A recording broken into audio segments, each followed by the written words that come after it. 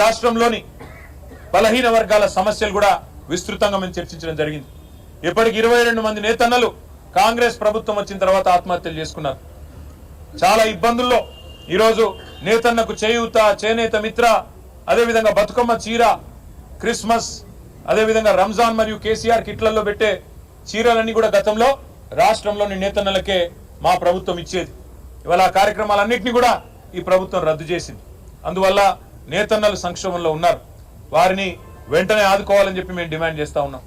అదేవిధంగా చేపపిల్లల పంపిణీని గతంలో కేసీఆర్ గారి నాయకత్వంలో రాష్ట్రంలోని మత్స్యకారుల కోసం, గంగపుత్రులు కావచ్చు, ముదిరాజులు కావచ్చు, వారి కోసం 30,000 కోట్ల రూపాయల మత్స్య సంపద సృష్టించిన ఘనత కేసీఆర్ గారిది.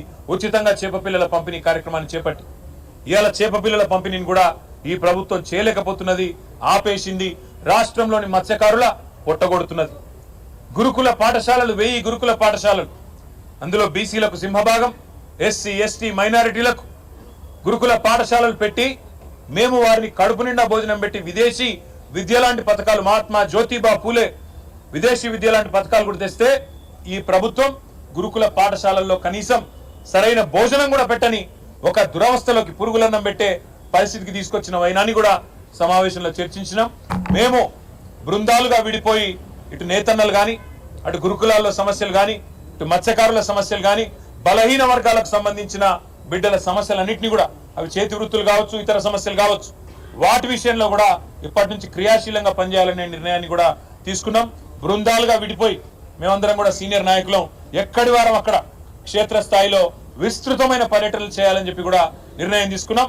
ఈ ప్రభుత్వం మీద ఈ పర్యటనల ద్వారా ఎక్కడికక్కడ సమస్యలను ప్రభుత్వ దృష్టికి తీసుకొస్తూ వారికి ఇచ్చిన మాటలను గుర్తు చేస్తూ, ఎందుకంటే చాలా మాటలు ఇచ్చారు, చెప్తే చాంతాడంతో ఉన్నది లిస్టు. ఆ బీసీ డిక్లరేషన్లోనే దాదాపు 50 నుంచి 70 హామీలు ఉన్నాయి. వాటన్నిటిని కూడా పూర్తి చేసేదాకా, అమలు చేసేదాకా పోరాటం కొనసాగించాలని చెప్పి కూడా నిర్ణయం తీసుకున్నాం. నిర్ద్వందంగా ఈరోజు ఈ సమావేశం నుంచి మేము చెప్తుంది ఒకటే, బీఆర్ఎస్ కదిలింది బీసీల కోసం, బీఆర్ఎస్ కదులుతున్నది బీసీల కోసం. బీసీలకు తప్పకుండా గతంలో సింహభాగం సీట్లు ఇచ్చింది కేసీఆర్ గారే.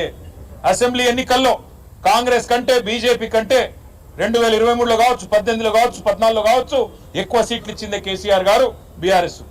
పార్లమెంట్ లో మొన్న 17 సీట్లకు గాను 6 సీట్లు బీసీలకు ఇచ్చింది బీఆర్ఎస్.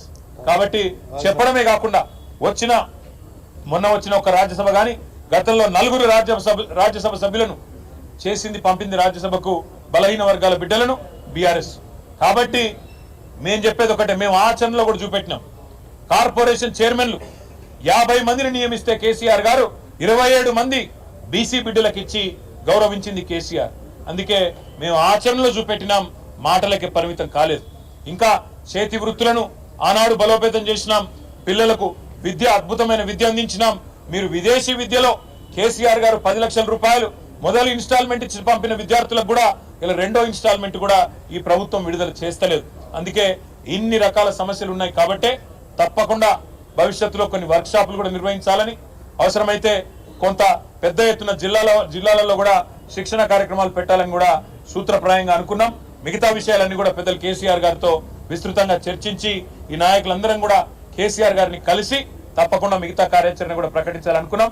కానీ ఒకటి మాత్రం నిర్ద్వందంగా చెప్తా ఉన్నాం, ఈ రాష్ట్రంలోని బలహీన వర్గాలకు పెద్ద దిక్కుగా కేసీఆర్ గారు ఉంటారు.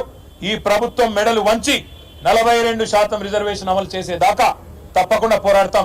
కేసీఆర్ ఒక్క రోజులో చేసిండు సమగ్ర కుటుంబ సర్వే, ఒకే ఒక్క రోజులో. మరి ఈ ప్రభుత్వానికి చిత్తశుద్ధి ఉంటే ఒక వారం రోజుల్లో సమగ్ర కులగణన చేయొచ్చు, పెద్ద గొప్ప విషయం ఏం కాదు. మేము కూడా సహకరిస్తాం. సమగ్ర కులగణన వెంటనే చేపట్టండి. తప్పకుండా నవంబర్ 10 లోపల స్థానిక సంస్థల్లో మీరు చెప్పినట్టు 42% రిజర్వేషన్ ఇచ్చి తీరాల్సిందే. ఇవ్వకపోతే తప్పకుండా బీసీలు తిరగబడతారు, మీకు వారి సత్తా చూపెడతారనే మాట కూడా తెలియజేస్తూ ఈ సమావేశంలో పాల్గొన్న సీనియర్ నాయకులందరికీ